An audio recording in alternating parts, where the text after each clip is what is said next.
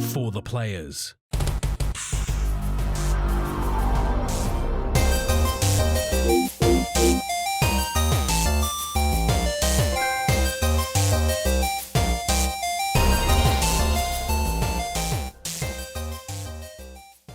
I'm Ryan Betson, and this is For the Players, the PopCulturists PlayStation Podcast of 40 years of playing PlayStation and 10 plus years in that games community combined. I'd like to thank you for joining us in this PlayStation conversation. And this is where Max comes in, so I'm going to have to remember. If you want to wait, this PlayStation conversation happens every Monday morning at 8 a.m. on your podcast services, 9 a.m. on those YouTubes.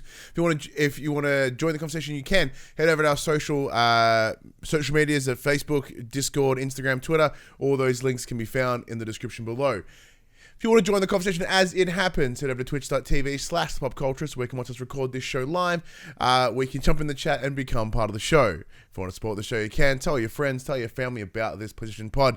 If you are listening on podcast services, be sure to give us a 5-star rating and a written review. If you watch us on YouTube, be sure to like, subscribe, or comment below. I endeavor to answer every single comment. If you want to support us financially, you can at patreon.com/PopCulturists, as well as our merchandise store, the popculturists.com/shop. We can buy shirts and other assorted shit with our logos on it. But yeah, it's a solo show. Just Betson for you this evening on the Twitch, this morning. For those of you watching through the podcast and the YouTube, how you all doing? Oh, man. So, Max, good news, following on from what feels like one of the longest sagas in podcasting history, but also not really. Max is finally moving into their new house tomorrow. So today, and was all about getting their stuff into a van, into a truck, so they could start moving tomorrow. So he was like, I'm going to be moving crap all day. Can I get out of the show? I'm like, you sure can. And what does that mean? That means Ryan does the show by himself, and it can only be a guaranteed mess. But thankfully, I'm not alone. As I mentioned, we do this show each and every week live on twitch.tv/PopCulturists, and a bunch of incredible people are here joining me as well, adding to the show as we rapidly approach episode 200, 300. If I quickly have a look in my files here, we are at 297. 297. So this is 297, and then what? 3 more episodes, 2 more episodes, and at 300. Do we have anything planned? Not even a little bit. Not at all. But that's the way it works. So here in the chat, let's have a see. MGB's chatting about the Legend of Zelda: Tears of the Kingdom. It's on PlayStation, mate. I don't know what to say about that. No, but apparently that game is absolutely bonkers, and everyone's getting all up and excited about it, which is fantastic. And of course, Buddy Watson, Raider Type R, Shane over at Magicast have all come. Raider Type R come to join the party. It is great. Shane jumps in and goes, narrator, can he do the whole intro by himself? Let's watch. And I stumbled most of it. So that's interesting. But I was able to do it. I was able to bring it together. Feekover, old Phoebe, my lovely partner, as my camera freezes. Why are you freezing on me, camera? Come on, don't you be a bum. Don't you be a bum. Oh, no. Oh, ladies and gentlemen, we're having technical difficulties live as it happens. This could be a problem. All right, follow me as I unplug my camera and plug it back in. Let's go over here. Go boom. And then we plug it back in. What? No, it's still being hot, Garbo. Is it? Is that what you're doing? Is that what you're doing for me right now? Let's just change things, and then we'll come back. And there I am. God damn. Never has a problem when I'm recording in any other way, just this way. So that's fantastic. But yes, Feekover, my lovely partner Phoebe, she's coming in to say, well, you have to do something for Big 300. Probably should. Not gonna, because I'm lazy. And there goes number 297, the radio episode. Well, that's true. As we approach like 300, episode 300, we'll throw back to the days when the PopC began live on the radio here in Geelong at 94.7 The Pulse. It's just the audio edition. That'd be pretty cool. But yes, the joys of OBS, man. OBS is a bit hit and miss. But yeah, let's start the show as we always do. How week been? Jesus Christ, it has been pretty good week so far, which is fantastic. What do I have to say? So, the redundancy thing has added some wrinkles. as it does, but I won't disclose all those things here. I do have another job lined up, which is fantastic. Just waiting for some things to finalize so I can go do that. I don't think I touched on it last week, but a good friend of the show, Craig, he and I, or the Mullet Show, he and I have been kindly invited to the premiere advanced screening of Fast and Furious 10 on Tuesday night here in Melbourne. So for the last 2 weeks, we have watched all 9 episodes, all movies of the Fast and the Furious. So we're just about halfway through 8, and then we'll watch the rest tomorrow. So we're going to watch the 8th movie and then the 9th movie tomorrow night ahead of the premiere on Tuesday. Today's plan was designed to be like, let's watch like 2 videos, two movies, maybe even 3. Can we smash them all in one day? And we did account for that. That was part of the plan. We did lay our day out that way. However, a bunch of things did change, which kind of made the 7th one take a lot longer in the day. So after watching a little bit of Queer Eye on Saturday night, this is my day so far, by the way. So watching some Queer Eye Saturday night at time of recording, with Phoebe, and I got watching, what's his name? One of them, the cook one, he's all super attractive, and I got real body conscious and real body shaming for a little bit just within myself. So when I came home, I went to bed and I was like, you know what? First thing I'm going to do tomorrow morning, I'm going to wake up early. I'm going to go back to the gym. I haven't gone to the gym in a couple of weeks, mostly because I got super fucking sick and I was like, I just can't breathe properly. So going to the gym is like the pooest thing I could think of doing right now.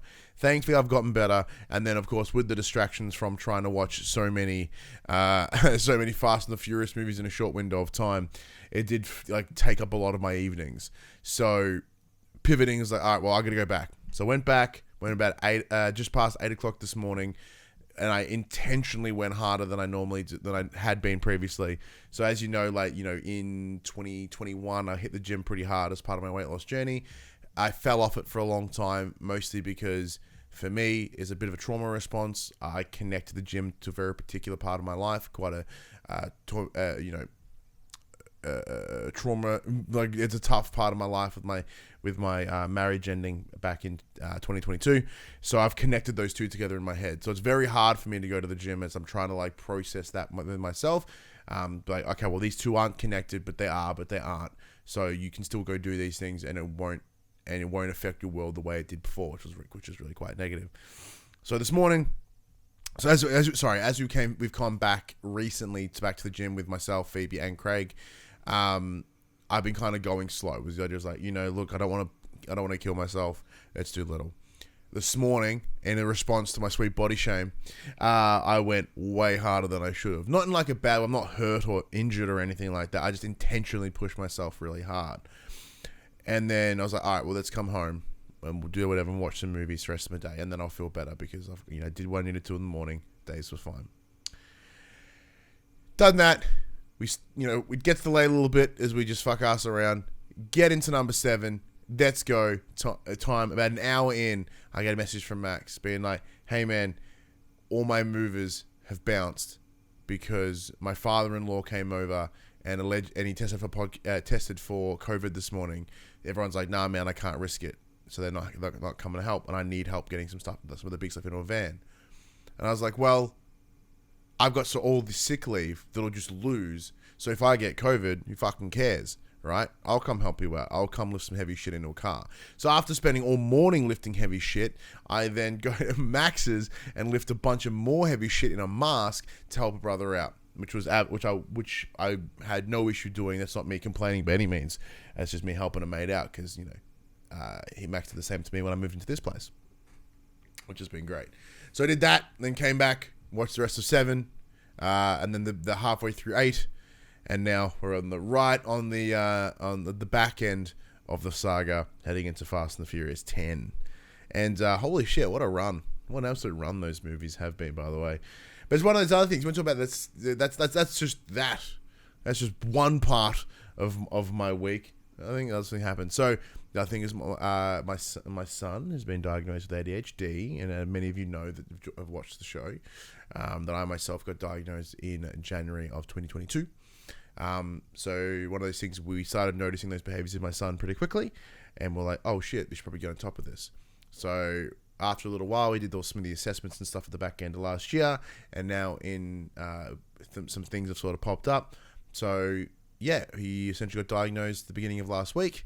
He is currently being medicated, which is fantastic, and we are already seeing incredibly positive improvements. It's absolutely amazing. So I did spend some time with him this weekend, which was fantastic, and sort of experiencing him being medicated. It's really difficult in a lot of ways, as I'm just being open and honest, because I'm sitting here talking to no one really. It's been really interesting from a psychological of a parent sort of way. Like, obviously, me being diagnosed myself, I need medication to function effectively. But weirdly, I don't have any issue with that. I'm like, oh yeah, it's cool. It's no issue with an adult having to take medication every day to be able to be a functioning human. But there's just something utterly heartbreaking about watching my son, a 6-year-old, someone who's still trying to understand the world around him, and then come to realize he's got all this difficulty of understanding himself, which is something I most certainly have struggled with for the longest time and still do. So it is a bit heartbreaking to sort of have to watch him live that same life as me. But thankfully, my son doesn't seem to see it that negative way. He seems to see it as, I'm just like daddy, which is also in and of itself is very, very lovely and very heartbreaking at the same moment. So that's quite an emotional thing. But when as my son does, and when he comes around, we do tend to play some games together. Let's get we talk about what we've been playing this week. I've been playing a lot of games on my PC this week, funny enough. And one of them with my son was this game called Garden of Banban. Now, my son, like many kids, he's recently fallen in love with these weird mascot horrors. So we're talking like your Five Nights at Freddy's, your Choo Choo Charles, your Poppy's Playtime, all these sort of things. And Garden of Banban does fall within that same space. And they're essentially little like puzzle-based games, but with these scary child-adjacent horror games. They're not like they are. There's a lot of implied violence and a lot of implied like scare and horror, but they're not too gnarly. He seems to enjoy them. I think, being the little ADHD kid that he is, I imagine a big part of it is that that rush for dopamine that he's most sorely lacking. But he and I played the first 2 chapters of that over this weekend, which was great. He had him to have an absolute blast before he went back home to his mum's for Mother's Day. So, of course, big happy Mother's Day to not just his mother, but my mother, his grandmother, all those mothers out there, those that are mothers currently, or those that are about to be mothers, or those that will be mothers soon. Or ones that don't know it yet. Good on them. Shout out to them. So that was pretty cool. But the one game that I've been playing the most of, and sadly it isn't on PlayStation, but by God did I wish it was. I've been playing Drug Dealer Simulator.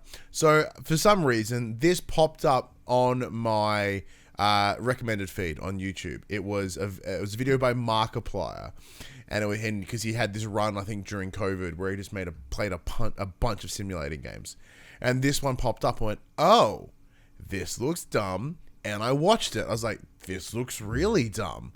So I downloaded it. It happened to be on sale. Went chink purchase. I put like 10 hours into this bastard, which for me is a good go, including all my surrounding having to watch fucking Fast and Furious and whatnot. But the game is really good. It's really simple.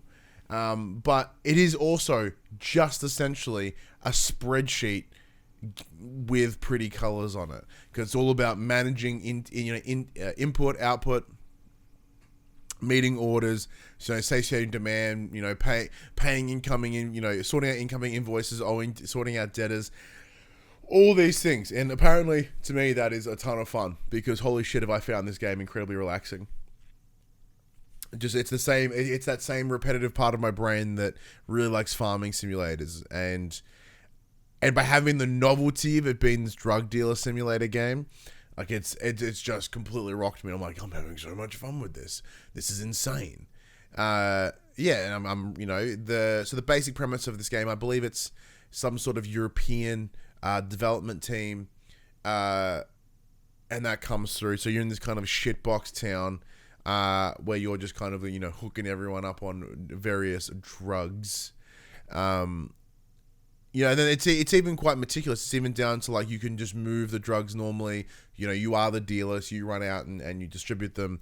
If you were to have like sort of any powdered based drugs, you could cut them with like ibuprofen or like baking soda or whatever, just to sort of allow your stuff to go further. And then it's all about gaining respect and expanding your brand and going to all these regions and becoming, even comes to a point where you can sort of grow, so you don't have to be so reliant on the cartel to provide you what you need. It's an absolute blast, and I really enjoyed it. Like it's surprising. Well, it's not surprising because I do love sim games because I'm a moron. But there's just something about this just absolutely caught my attention. I'm like, oh, I'm going to smash the shit out of you. I can feel it. And I have been. And I absolutely have been. But like, I think a big part of it, because there's a game that's on sale recently. It's on sale again right now on the PlayStation. I think I might have to buy it. Is Gas Station Simulator. And I was like, I know this looks dumb. And it totally does look dumb. So there's clearly a part of my brain that is really wanting to play one of the simulator games, right? I think it's because, yeah, it's silly, it's repetitive, and it just seems kind of fun.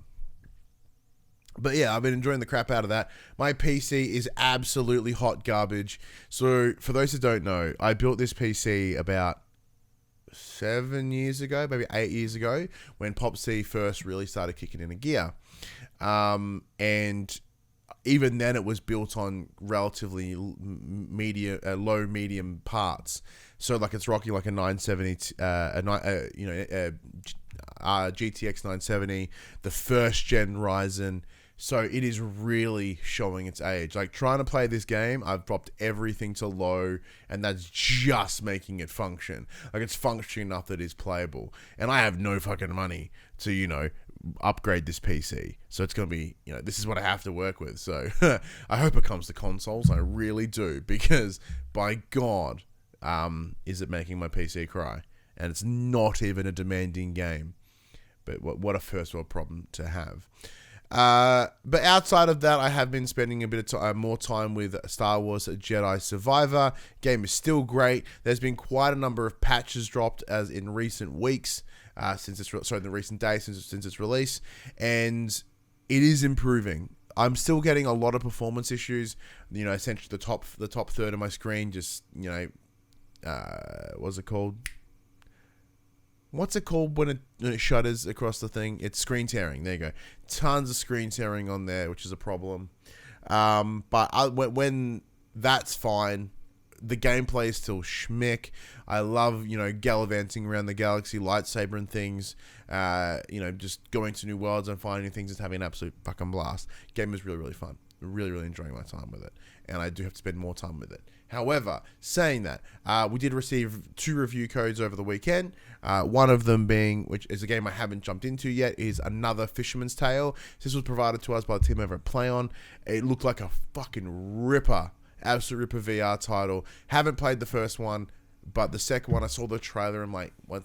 I guess a big motivator in my games either have to like really tell me something in terms of like real connective story, like your God of War Ragnaroks, your Last of Us, your Red Dead Redemptions, and like they connect to me in here, in my heart with their stories. But then in the same breath, I want games that are fucking dumb.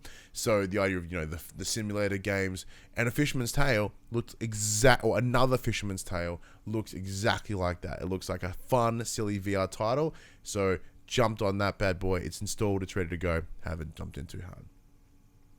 But today, because when we were watching Fast and Furious, Craig had to drive back to his place with Phoebe to get to assist his neighbor in getting inside because she locked herself out of her house. So in that time, they bug it off. And I was playing a different game. So rather than watching Fast and Furious, I'm like, ooh, can I play some Fast and Furious? So thanks to the lovely team over at 2K, we have received a review code for Lego 2K Drive. Now, this game isn't out for a couple of days, but there's no embargo or anything on it at the moment. So I've been dicking about in that. Not a lot of time, of course, probably like 20 minutes, half an hour, but I love its concept.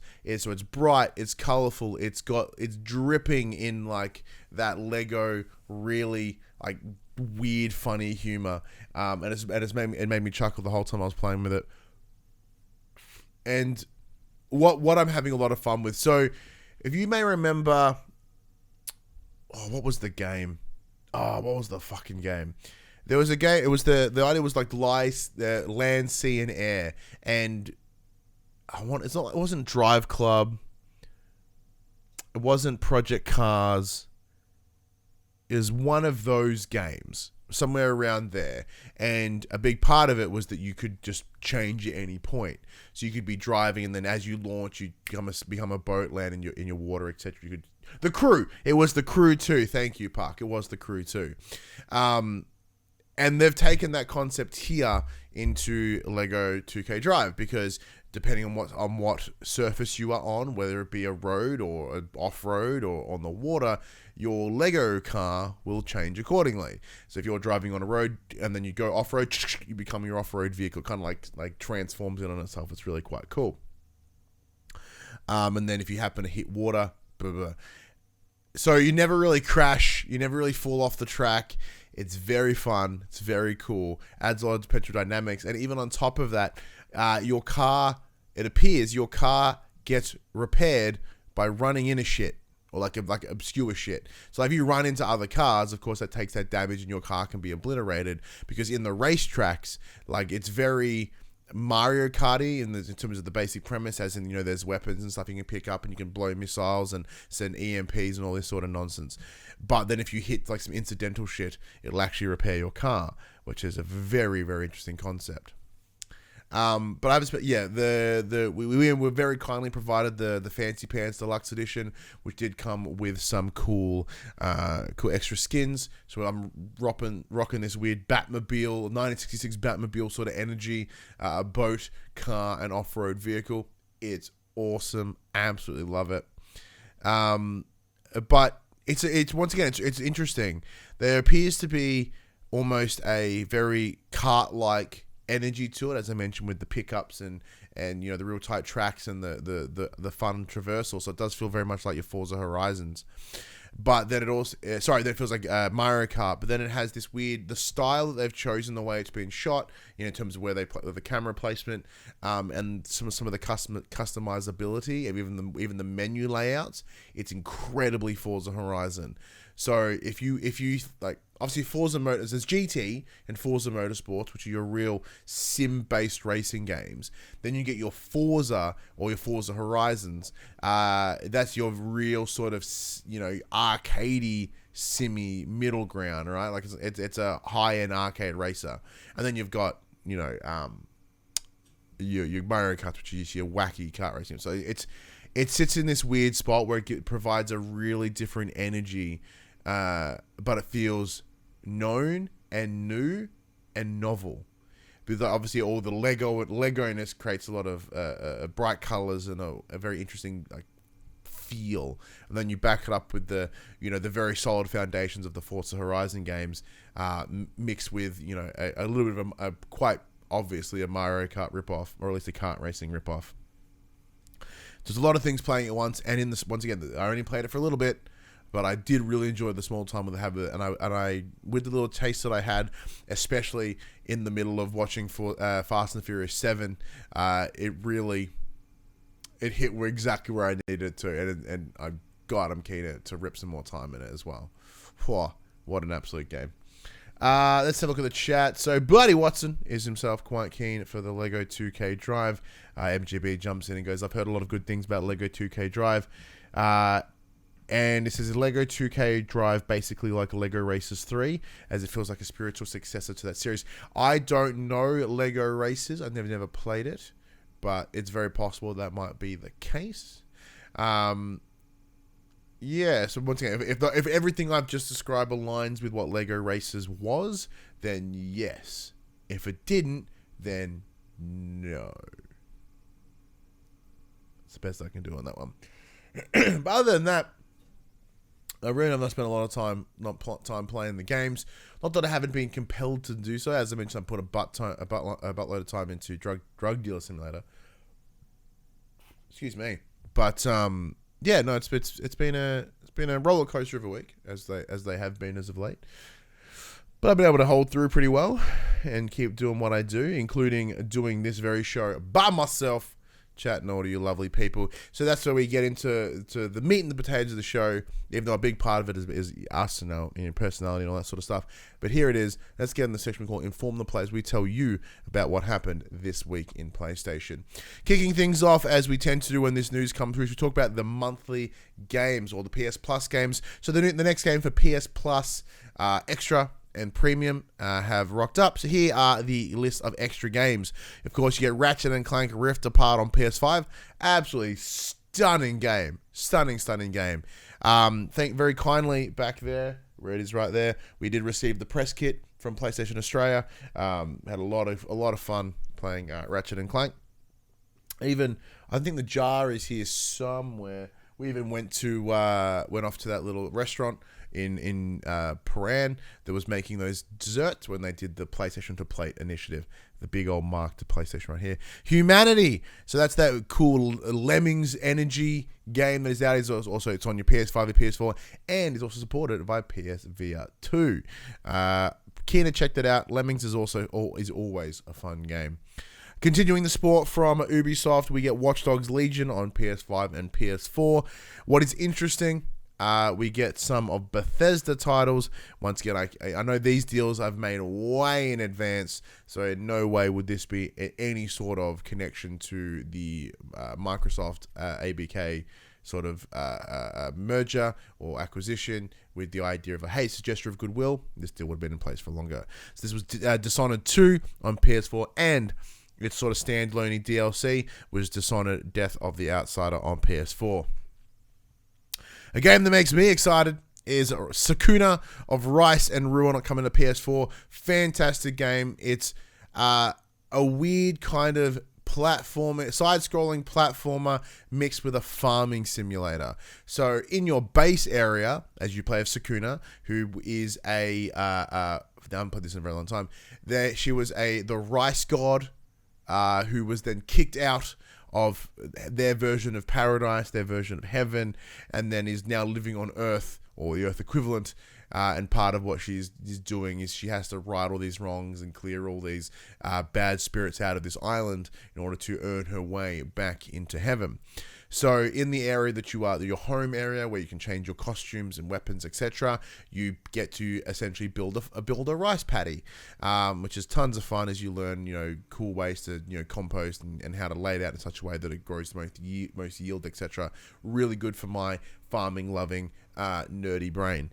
But then in order to go and collect those things, whether it be weapons, whatever, you go out into these side-scrolling platforming sections where you kind of beat up a bunch of monsters and blah, blah, blah, blah, go out, get all the things you need, come back, work on your pad, etc. So there's a video on this channel. If not, it is on player2.net.au. If you go to player2 on YouTube, with Paul James Games and myself chatting about the title. And it gets a damn good one. Next up are all of the Crystal Dynamics Tomb Raider games. So you get Tomb Raider Definitive Edition on PS4, Rise of the Tomb Raider on PS4, and Shadow of the Tomb Raider on PS4. I really like this Tomb Raider series. I think it was a really, really good sort of retelling. In the same way that Tomb Raider inspired what would become Uncharted. Uncharted has certainly had a great influence on this trilogy of Tomb Raider titles. I'm sure I've told my story before about Rise of the Tomb Raider and how it's connected to my world. So when my son was born, that day or the night before he was born, I was in the lounge room playing Rise of the Tomb Raider. His mum, my ex-wife, I remember she going, "Hey, I'm going to bed." all right. I said, hey, you all good? Yep. She goes, yeah, no worries. Cool. So she goes to bed.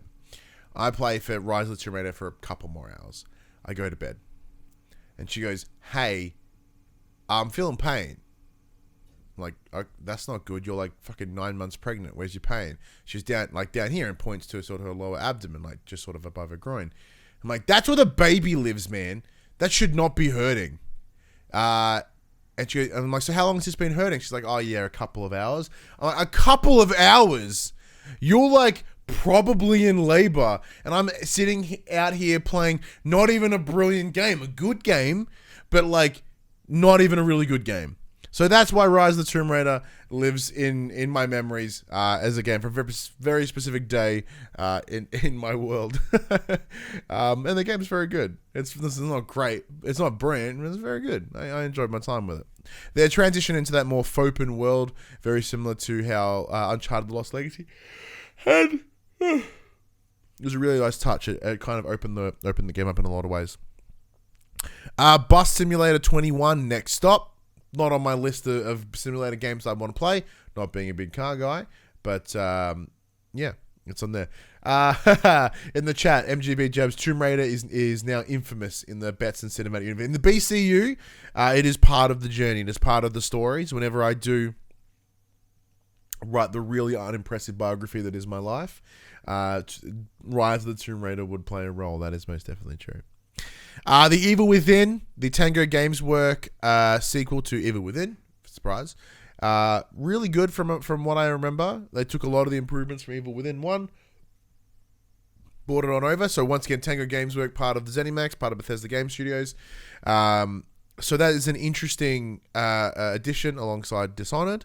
Speaking of, Wolfenstein Youngblood, game absolutely fucking sucks.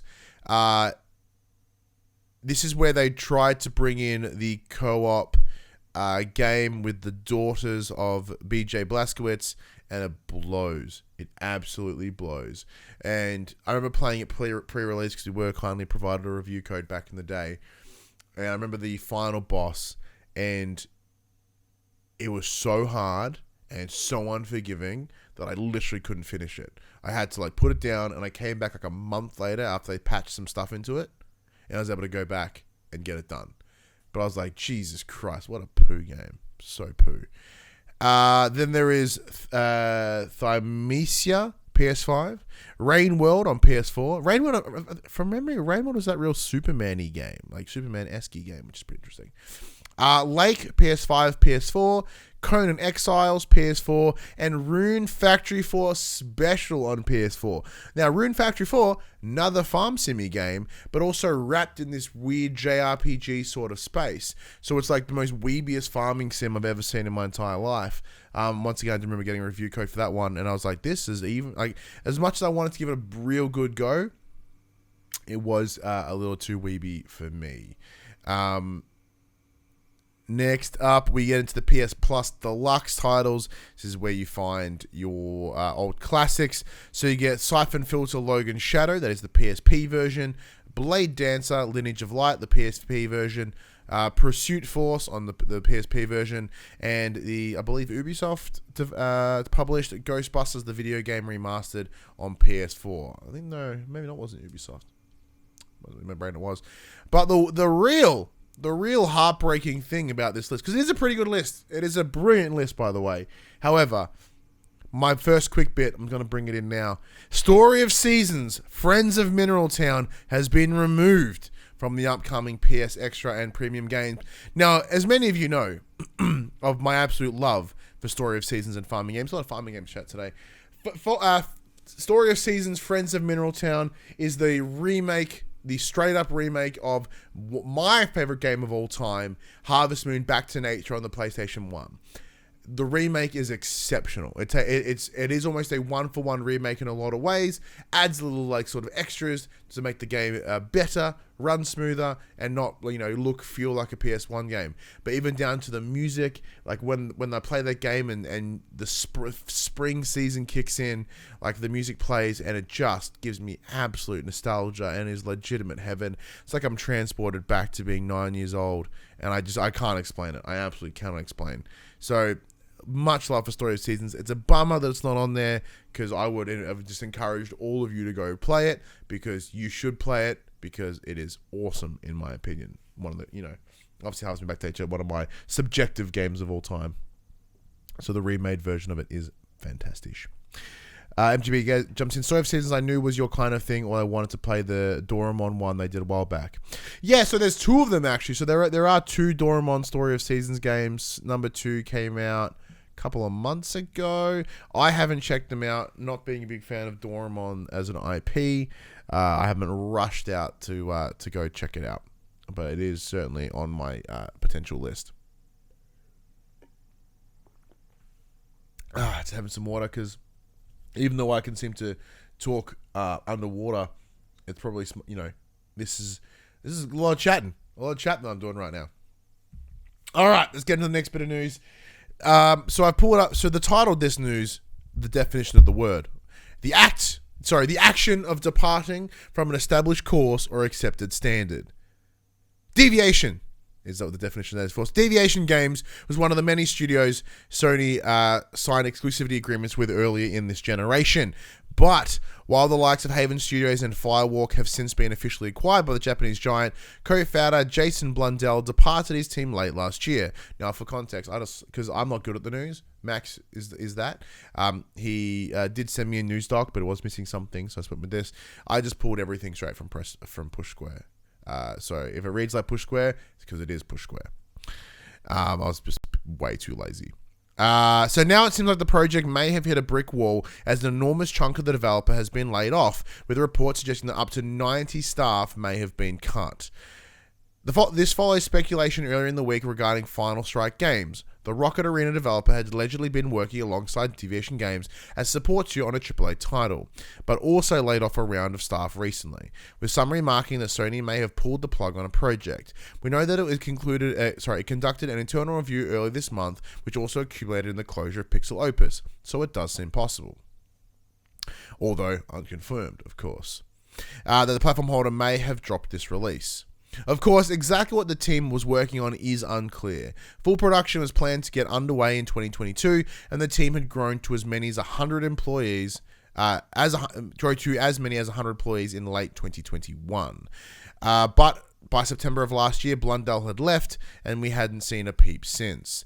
The team consisted of a lot of Call of Duty and Destiny veterans, so it was assumed it was working on some kind of co-op first-person shooter, but there was never officially confirmed. So this is quite massive, especially when we're looking at, in late 2021, where, it was quite an achievement that the studio was over 100 employees, and they've now since dropped 90 individuals. So I would hope that they had grown in size since that recording in 2021. But even then, if they've increased by, say, 50 staff in that time, and that's a lot of bodies, dropping it then by 90, so going from 150 down to 50, 60 staff is a substantial hit. And it does certainly lead fuel to speculation that there has been some reconsiderations. And as Push Square have correctly brought in Pixel Opus as part of this discussion, it does look as if PlayStation are doing some jiggering around, some updates, some changes, some alterations, and it's possible that this would be on that front. Now, I would argue that if this with this connection with fuck, I had their name just a second ago. Where'd it go? Final Strike. So with Final Strike as well, and having these individuals that have got your Bungie, your Call of Duty, your Destiny, Call of Duty veterans, it's very likely the pressure was very heavy on them to release a game that could take on the likes of Call of Duty, especially on the back of the ABK acquisition. So I imagine a number of years ago, when this was first began as a working relationship, like, hey, we're looking to make a first-person shooter. It doesn't have to be anything amazing. It's just got to be something, because it is something. An FPS is definitely one of the biggest gaps in PlayStation's first-party portfolio. So to have this would be a massive improvement. However, with, as I mentioned, the pressure of losing Call of Duty in some capacity, I imagine this year had that instant just anxiety of, hey, you have to, like, PlayStation are reliant on a successful first-person shooter here, so you really need to make this work. And if it's failing to do so, if it's not that standard, I can understand why they would have done it. But it does, especially as someone that they themselves is looking at the unfun side of redundancy. It sucks. My heart melts for those 90 people. You know, to have to make that cut is brutal. But yeah, that part just straight up sucks. Although Deviation Games may themselves not be making a game or releasing a game anytime soon, we are about to hit the wet, hot gaming American summer with Summer Games Fest.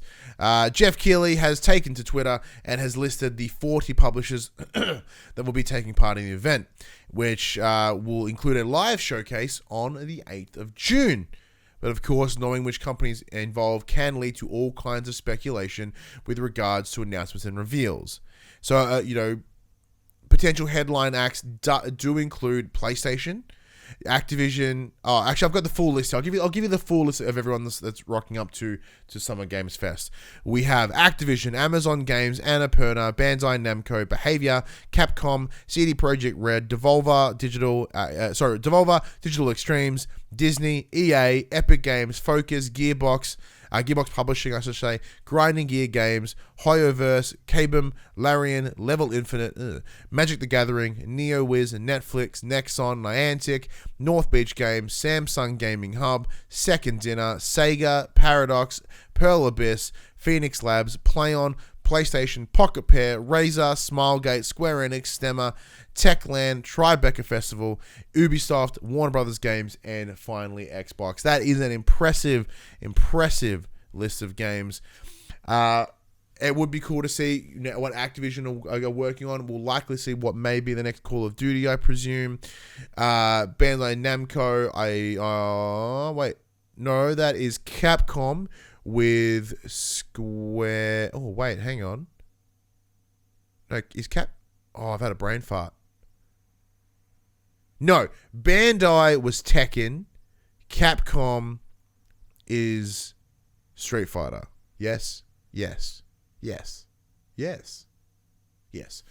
Capcom will likely be talking about Street Fighter 6, which did have a beta recently. I think another beta shortly. To the being or coming. So that's massive. We know that Tekken 8, I think, is coming at some point too. So it wouldn't surprise me if Bandai Namco are there chatting about that. Capcom do also have Exo Primal, which is a game we haven't seen for a very long time. So possibly will make itself known. CD Projekt Red will possibly be there with their upcoming Cyberpunk DLC. Forget what it's called. Phantom of the Opera or something. That makes sense. So MGB in the chat jumps in and goes, Amazon and Disney are the biggest surprises for me, as Tomb Raider would be cool to see, because that's right. Oh, yeah, that's that right. Did Chase James. I'm not sure what Disney would have. Probably not a split-second remaster. Yeah, no chance on that. Pardon me. Focus, obviously being a massive publishing house, would be fantastic to have. EA will likely show off their FIFA alternate. I think that's on the way. What else we got there? Netflix. Oh yeah, because they were trying to play games at some point, and that didn't go well. Niantic. From memory, there was talks about a new, was it the Monster Hunter game coming out of Niantic? That would be fantastic if they showed something like that here. That'd be awesome. PlayOn, obviously, it's their connection through to the Embracer Group. They will likely have 1,000 different things to show. And as the chat does highlight, probably no AEW Fight Forever. It's likely, because that game was meant to come out in the back end of last year, but it has been taking its sweet time. I think due to development issues and challenges around the name from a licensing perspective. So I'm still very, very eager for that game, of course. Would like to finally get in there and play it. Reverend Park in the chat jumps in, goes, Disney and Square there for Kingdom Hearts, unless Disney have some weird clone of Hogwarts. Disney, I could have Disney Dreamlight Valley. Maybe that's getting some DLC. Because my understanding is that went pretty well. It was pretty popular.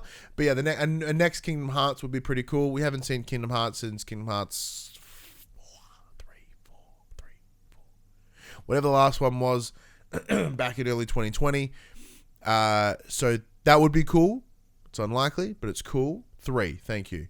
Because I'm like, is there a 4? Yeah, but this could be potentially Kingdom Hearts 4, I guess. Xbox, if they're attending, they better have some shit to talk about. As we know that things are very quiet at the moment. Phil Spencer did, as I ranted about last week, so I didn't go on that anymore. They really need to start showing what that they have coming up. Techland, I certainly hope they're going to be talking about Dying Light 2, mostly because, Dying Light 2 has, at least Dying Light 1 was one of the most well-supported games I've ever seen in my entire life, where they... even upon the release of Dying Light 2, they were still providing DLC to Dying Light 1. So I would hope that they're providing that same level of support for the sequel throughout the next X amount of time. Ubisoft probably still won't hear anything about Prince of Persia. It's possible. Warner Brothers Games, maybe some more news around Suicide Squad, Kill the Justice League. But PlayStation, that is the interesting one, of course, and that's what we're here to talk about. So what I expect out of this is pretty straightforward. I expect just more confirmation around Spider-Man 2. So with another quick bit here, as I'll just throw it in. So over Free Comic Book Weekend, the Marvel Spider-Man 2 Free Comic Book Day prequel comic was available in stores. I went through to my local store on Comic Book Day with my kid, and they didn't have it on the shelf. May not have shipped out here, or may have already gone. But it's available to read online. So it does look like we are heading towards that impending September release window for the title. So having some of these things come together now is certainly a good time. Maybe some Wolverine a bit later down the line, but potentially factions. But one of the big things is, there's that every week there's a new rumor mill about an upcoming PlayStation event. I doubt, I'll forever doubt until I see it until it comes. But it could be if there's a showcase in a couple of weeks or a month or whatever. Then I doubt there would be too much massive stuff in the PlayStation side of things over there. Maybe some more Death Stranding 2, as we know Kojima and Jeff Keighley are best friends. Although, there is one company that hasn't made the list. That'd be Konami. And of course, speculation on social media this week has suggested that Sony may have signed a potentially timed console exclusivity agreement with Konami on a trio of titles, including an upcoming Castlevania, a Metal Gear Solid game, and the many released Silent Hill titles. Now, of course, we don't want to speculate about the latter because a remake, as we mentioned, of PS2 Survival Horror Silent Hill 2 was announced by Bloober Team last year, and it will in fact be exclusive to PS5 and PC for a year. But rumors have been swirling around some kind of Metal Gear Solid 3 Metal Gear Solid 3 Snake Eater for a number of years now. And a podcast host by the name of Nick Baker has revived them this weekend after claiming the classic could re-emerge at an upcoming PS showcase with some form of PS5 exclusivity attached. He said it could. I could say anything could happen. As is customary for Internet Insiders, Baker tempered the comments by stating his source is uncertain. And it's worth noting that 2 years ago, he was confident of an infamous comeback before developed Sucker Punch shot those stories back down. So he made us, in fact, be full of shit. Let's be editorializing there. However, Windows Central editor Jez Corden was quick to jump on the speculation, saying that he had heard similar about Metal Gear Solid exclusivity. In a follow-up tweet, he added, quote, "Just heard Sony landed a deal with Konami for Silent Hill, Metal Gear, and maybe even a new Castlevania," end quote. And then he all seems rather uncertain, doesn't it? But Sony's mantra this generation has been to lock down franchises with historical PlayStation association, such as your Final Fantasies, so this doesn't seem like a huge stretch. At the very least, we'd expect the Japanese giant to have secured the marketing rights, but that's assuming these projects actually exist in the first place, and the speculation here doesn't seem strong enough to say anything with absolute certainty. Arguably, the biggest story here, if accurate, is not necessarily the PS5 exclusivity, but that Konami may be interested in making games again. So Konami have taken some time off the game making stage as they'd focus on their other things like the pachinko machines, etc. And a lot of this did sort of take place post the separation from Kojima, so things were a bit rocked there. This Metal Gear Solid 3 remake has been around for like the longest times as a potential discussion piece. So it doesn't surprise me. There is some sort of exclusivity deal. And it does, once again, align with PlayStation's business practices in this generation so far. Because, once again, don't buy the cow and you can get the milk. We'll just pay for the milk. And of course, the hubbub on the internet has been very much along the lines of, oh man, why, it's really unfair for PlayStation to lock off this one game for, the better part of a year. Sad face. A lot of them obviously are individuals that have supported all the acquisitions over at Microsoft, which, prevents those games from coming to any other platform indefinitely. So it is very interesting to sort of see the change in tide, the change of stances, the change of opinions around it when, it doesn't affect the brand that you agree to. Now, I myself have talked about my stance on these exclusivity deals. When they're timed like this, I don't entirely have an issue with them. Although I'm pretty sure I'm on the record to talk about Rise of Tomb Raider again. I'm pretty sure I had some issue with Rise of the Tomb Raider being a timed exclusive. But I think the difference here is that brand recognition. Like, Tomb Raider has a legacy on the PlayStation platform, so it was weird for it to step aside. Silent Hill, obviously being a PlayStation 1 title, there's a legacy in that, same as Metal Gear Solid. But of course, since then, a lot of the games are available on both platforms, including your Microsoft and your Xboxes. Sorry, your Xbox and your PlayStations. Even right now, the only place to really play the old Silent Hill games is on Game Pass, or with backwards compatibility, I should say. Backwards compatibility. So if you have the discs for the Metal Gear Solid 2, Sons of Liberty, or Metal Gear Solid 3 Snake Eater, you can play it on your Xbox. If you have Silent Hill 2, Silent Hill 3, possibly Silent Hill 4, which everyone poos on. I quite like Silent Hill 4 myself. You can. It's really the only place you can go play them right now, which is utterly insane. And then, of course, Metal Gear Solid 4 is just forever trapped on the PS3. The old Guns of the Patriots with the Lalilulelo. Oh, I remember all that shit. What a game. It's an absolute bummer that it's trapped. But there is such a legacy. Same with Castlevania. Obviously, Castlevania Symphony of the Night, one of the most popular PS1 games ever. It makes sense that they would want to get that connection there. And the precedent of that Silent Hill deal does show that this is most certainly a possibility. I have a drink.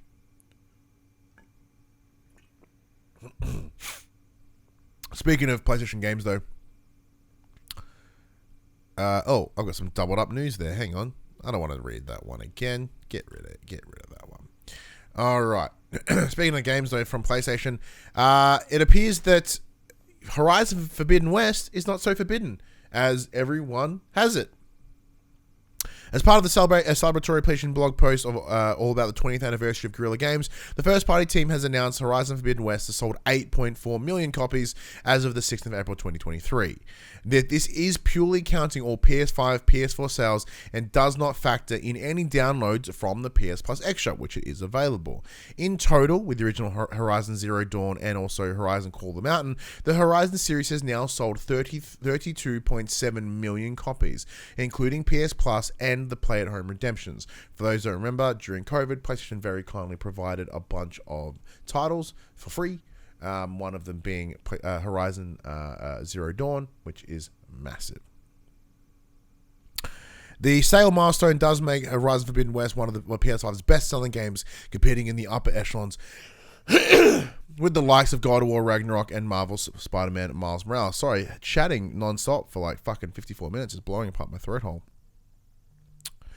But yeah, so let me have a quick here. So studio director Jean Bart van Beek says, all told, it's a milestone we've never imagined possible 20 years ago when we first started making games. So there is the recent DLC with Burning Shores, which I can only assume will give the game itself another push. And of course, the reception for Burning Shore has been absolutely fantastic as well. So massive shout out to Team over Guerrilla Games. Pardon me, Horizon Forbidden West and Horizon Forbidden West Burning Shores is one of the most beautiful games available on the platform. It's very, very good. I do fear that this level of success is dangerous. I don't need these headphones because I don't listen to anyone. They are dangerous in that it is establishing this precedent that is going to start flooding the world with Horizon content. You know, we know that there's a sequel. Obviously, number 3 is coming because that game ends in such a way that 3 is only there's no doubt. When there's talks of the Horizon Zero Dawn remake alongside the MMO, there's a lot in the works, so it is interesting. One thing I did hear, and I was interesting I was wondering how it looked from a consideration, is that when you've got the likes of Herman Holst as your head of your worldwide studios, and the other individual whose name escapes me, who's just been brought up into head of logistics, whatever it was. So obviously there is a little bit of potential, not want to say bias, but a bit of preference to the studio that they were part of. But I think in that same breath, Guerrilla have massively earned their place as one of the top studios the PlayStation own, in going to, coming from what was, Shadow, Killzone, to then moving into this absolutely different direction with the Horizon series. So absolutely well done to them. Okay, cool. This is another quick one from Max. So the India Hero Project. Sony has announced its indie-focused hero project is expanding. Its indie-focused hero project is expanding to India following success in China. So teams in the country can submit their projects now, and if chosen, they shall receive mentorship, access to Sony's internal resources, recoupable development funding, marketing opportunities, and the chance to PlayStation to publish the game itself. To qualify, the studio must be based in India and registered as a legal entity, then sign up with PlayStation partners. A minimum of $100,000 is handed to successful developers, and Sony is looking to support PS5, PSVR 2, and PC titles. In a press release, Sony execs Hector Fernandez and Radhika Thakur explained, quote, as part of our evoking journey to ensure that PlayStation remains the best place to play, we've committed to developing regional incubator programs capable of identifying new and diverse developers worldwide. The India Hero Project is fueled by this commitment and our belief in the Indian gaming market. The company wishes to, quote, lower the barriers of entry and showcase the most incredible talents emerging from India, end quote, via its mentorship and funding options. Over in China, the Hero Project had successfully brought to market popular indie games like Fist, Forged in Shadow Torch, and Anno Mutanium, with Lost Souls aside, still yet to come. Quote, while space is limited, we want to welcome new voices, ideas, and experiences from the Indian game developing community, end quote.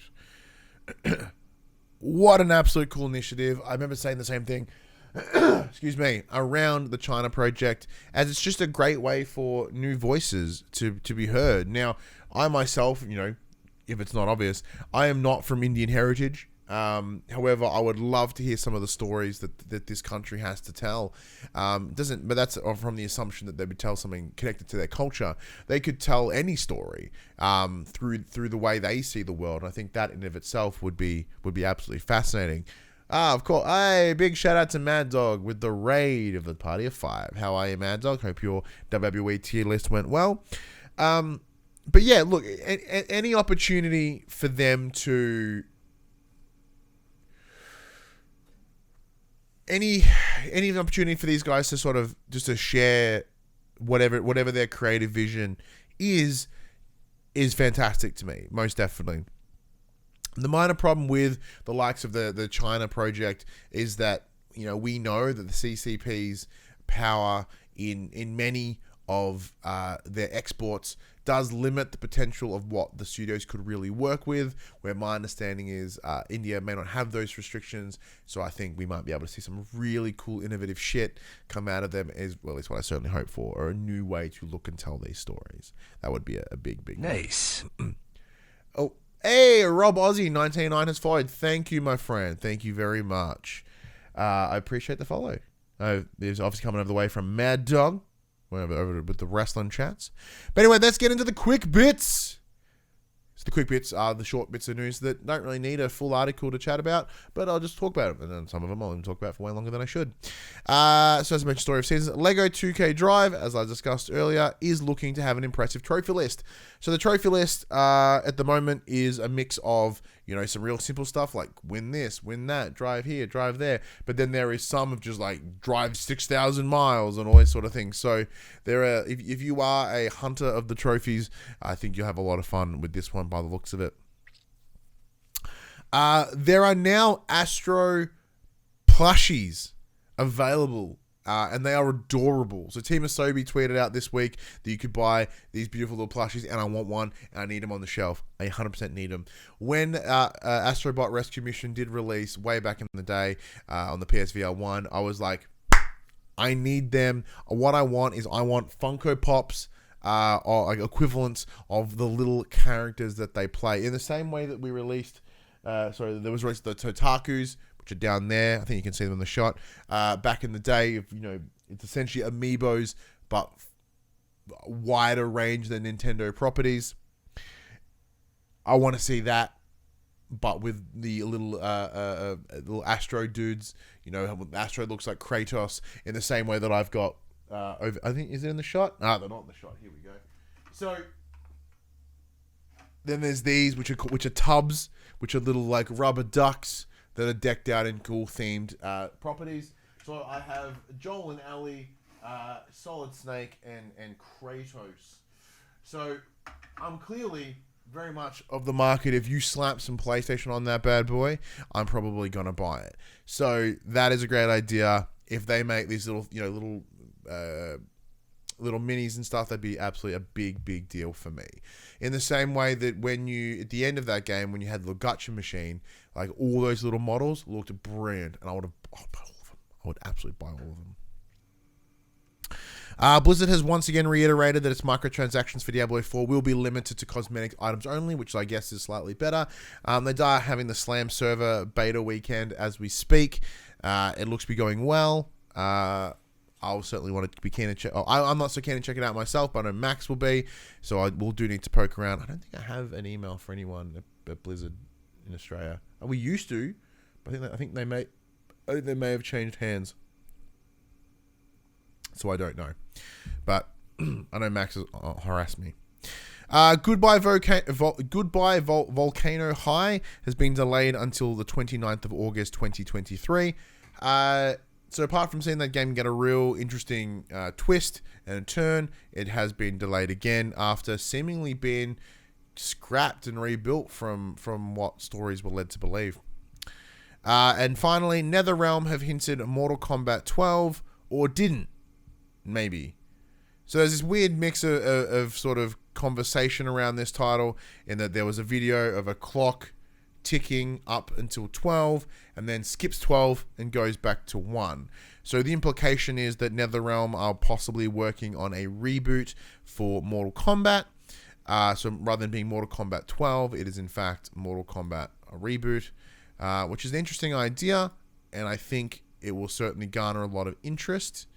I'm not a big Mortal Kombat guy myself. I do have quite a interesting stance on it.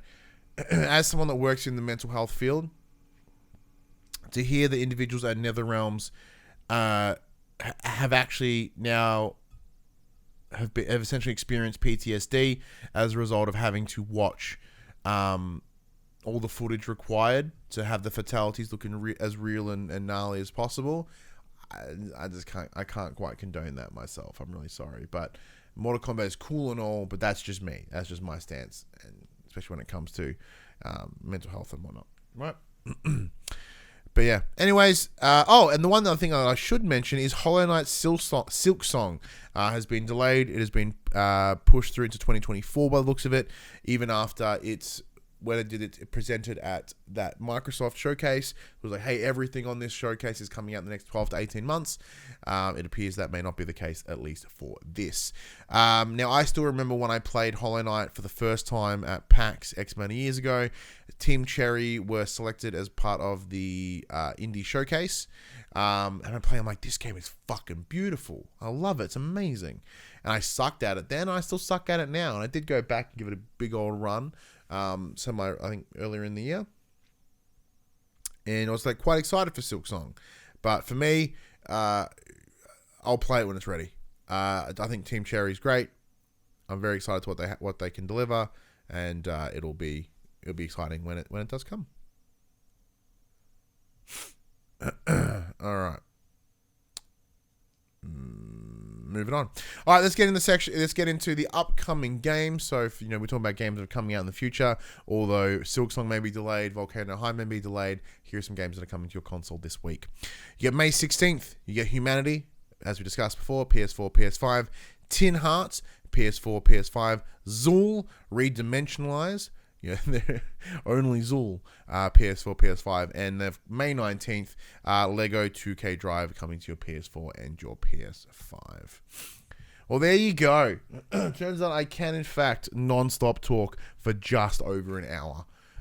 So thank you, everyone, for coming in and checking out the show with a solo me talking about all this week in PlayStation.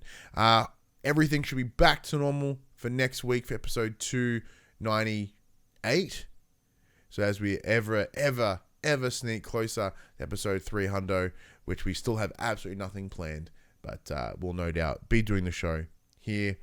I did consider maybe doing a big question show, but community engagement is something that's been sort of quiet for the longest time, so I don't think we would get enough to sort of do a full show. But I'd be certainly open to having a big segment. So if anyone does jump in the Twitch chat or sends it through over social media, we'll certainly answer any questions anyone has. Because 300 is quite a good run in the podcast space, most definitely. And it's been quite a incredible 5 years. I'm very happy with what we do, and look forward to hitting that cool milestone. Anyways, let's finish this up. Now, this is where Max normally comes in and does the wrap up for me. But I'm going to have to remember how this goes so I can get it started. But if you join that PlayStation conversation, why don't you join us across on social medias at Facebook, Discord, Instagram, Twitter. All those links are in the description below. But if you want to join that conversation, but of course it also comes available each and every Monday morning at 8 a.m. on your podcast services, 9 a.m. on those YouTubes, youtube.com/PopCulturists. But if you want to join the conversation as it happens, you can by heading over to twitch.tv/PopCulturists. We can watch us record this show live. We can jump in the chat and become part of the show. If you want to support the show, you can tell your friends, tell your family about this PlayStation Pod. And if you are listening on podcast services, be sure to give us a 5-star rating and a written review. If you're watching on YouTube, be sure to like, subscribe, and comment below. I endeavor to answer every single comment. And if you want to support us financially, you can at patreon.com/PopCulturists, as well as our merchandise store, PopCulturists.com/shop. We can buy shirts, other sort of shit, without logos on it. But until next week, I'm Ryan Betson, and that was For the Players. I can barely keep my eyes open. I am so fucking tired from today. Mwah! Have a good rest of your week.